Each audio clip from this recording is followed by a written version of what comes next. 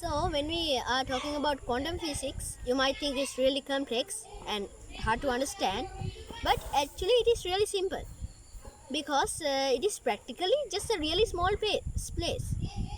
Imagine there is a border between fake things and real things.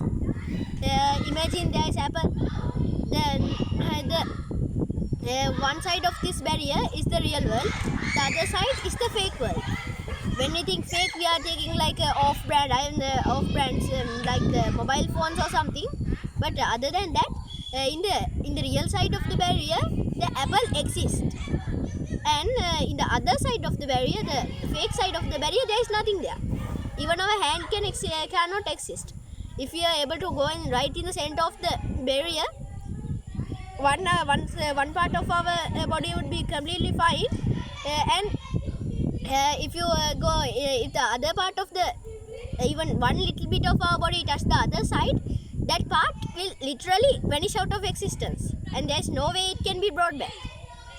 It's like permanently deleting something from the world. Imagine this barrier is made of something called quantum foam, the most powerful thing on Earth. Not just on the Earth, the whole cosmos. At a quantum scale, everything is really large. One atom is like the size of the world at the quantum scale. So we know how small atoms are. We were never able to find a little piece of atom just lying around there. Everything is literally made out of atoms. So at the point of quantum, the atoms just look like as large as the Earth. Imagine there is a small microorganism called the sea bear.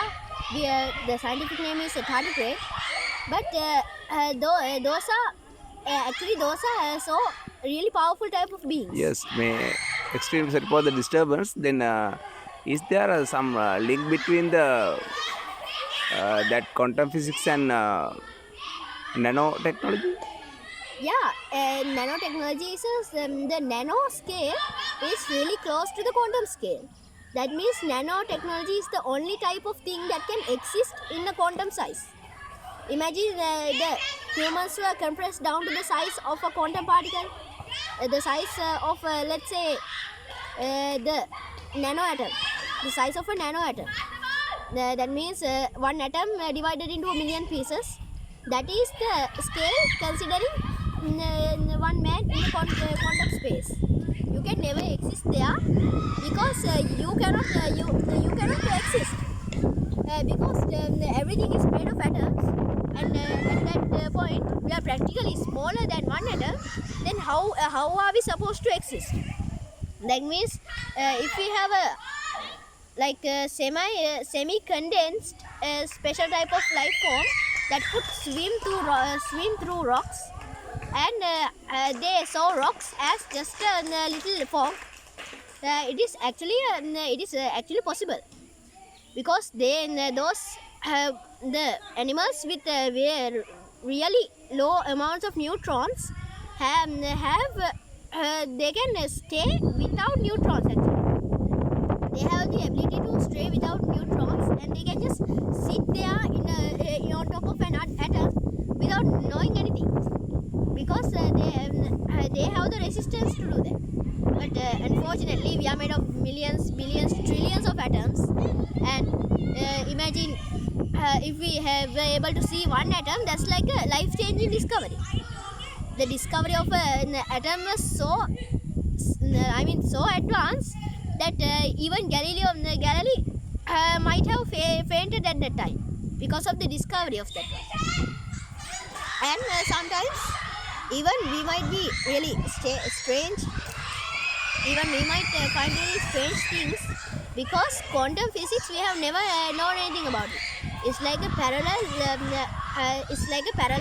grid line. Everything is symmetrical, and everything is practical, just a piece of paper.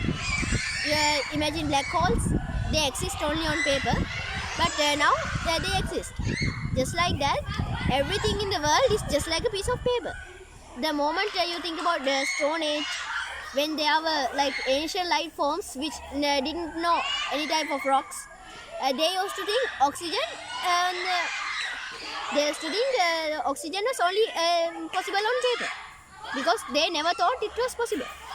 Now that we have advanced, we are thinking going to quantum space is possible, but you cannot live in there.